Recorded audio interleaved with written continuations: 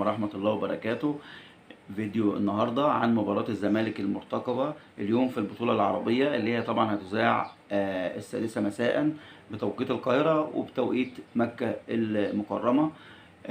قبل ما نتكلم عن المباراة والاستعدادات بتاعتها، نفكر الناس اللي تعمل اشتراك في القناة وسبسكرايب وتفعل الجرس عشان يوصلك كل جديد، وتعمل لايك في آخر الفيديو إذا عجبك الفيديو وتشيره. هنرجع بقى لموضوعنا.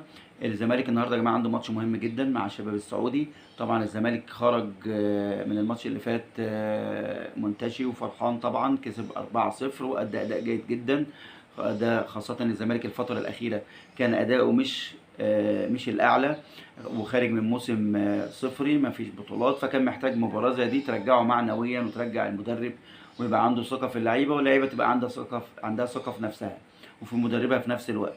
فالمباراة الاتحاد المنستيري على قد ما هي كانت فريق ضعيف، كان الفريق مش هو الأعلى، لكن هي بالنسبة للزمالك استفاد منها كتير قوي معنويا. فهو داخل مباراة الشباب السعودي النهاردة بمعنويات عالية جدا، على أمل إن هو يكسب كمان المباراة دي، يبقى جمع 6 بونت ويبقى ضمن اللي هو أول المجموعة. على الجانب الثاني الشباب السعودي طبعا في وسط جماهيره في وسط السعوديه، لعيبه عاليه جدا زي مثلا مانيجا اللي هو بيلعب في نص الملعب، لاعب كويس جدا. فبالتالي تفكيره ان انا طالما تعادلت مع النصر السعودي اللي هو بيضم كريستيانو في المباراه الماضيه، طالع متعادل بدون اهداف، فقدام مفيش قدامي غير ان اكسب مباراه الزمالك ومباراه الاتحاد المنستيري. ونفس الموضوع النصر اكيد مفكر في كده، لان مفيش قدامي غير اكسب المباراتين دول، الزمالك والاتحاد المنستيري. فبالتالي المباراه هتبقى صعبه على الزمالك، مش سهله.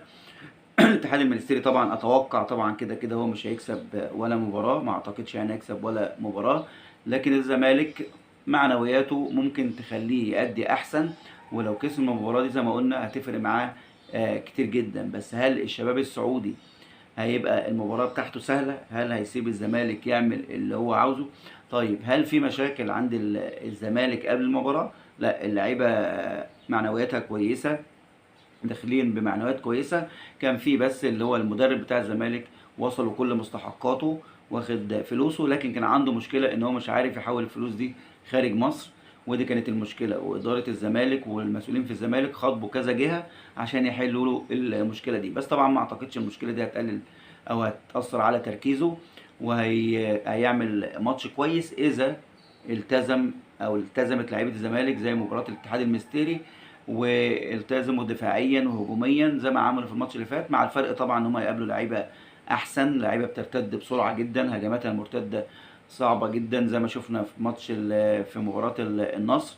كانت هجمات شباب المرتده خطره، وبيرتدوا بسرعه جدا وبينقلوا الكره بسرعه، وفي نفس الوقت بالمناسبه دفاعهم كويس قوي، عندهم حارس المرمى كويس جدا، حارس مرمى فعلا على مستوى عالي. فالزمالك قدام مباراة صعبة، مش يعني هي مش الأصعب بس صعبة بالنسبة للاتحاد المنستيري. وطبعا الزمالك زي ما قلنا فريق مصري، فبما ان انا اهلاوي والاهلي مش في البطوله، لو الاهلي طبعا موجود في البطوله كنت اكيد هشجع الاهلي ان هو ياخد البطوله على حساب ايا كان الفريق. لكن بما ان الاهلي مش في البطوله، فاحنا نتمنى ان الزمالك يكمل ويشرف مصر في البطوله العربيه، لانه في الاخر فريق مصري. بس عاوزين بس حاجه من اعلام الزمالك، الكابتن بندق واللي معاه، ما ينفعش نقعد نقول ان البطوله العربيه اقوى من كاس العالم للانديه واقوى من البطوله الافريقيه واقوى واقوى واقوى. ايه اللي اقوى؟ فلازم كل حاجه تتحط في مكانها. مش معنى ان الزمالك مشترك فيها او كسب مباراه فيها فهي اقوى واقوى، لا لا، كل حاجه تتحط في مكانها. الزمالك نتمنى له التوفيق، بس البطوله دي مش اقوى ولا اي حاجه، ورسميا كمان مش الاقوى. كل حاجه تقريبا هي البطولات المصنفه الاقوى. احنا عارفين كاس العالم للانديه، وطبعا البطوله الافريقيه داخل افريقيا اعلى بطوله.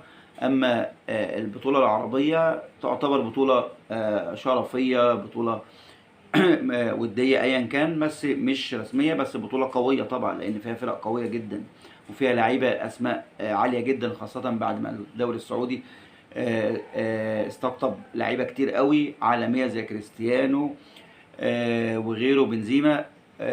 جابوا من الدوري السعودي، فالدوري السعودي بقى ليه وزنه وليه تقله، فبالتالي هي مباراة هي بطولة قوية، لكن طبعا مش أقوى من كأس العالم ولا أفريقيا ولا الحاجات دي كلها.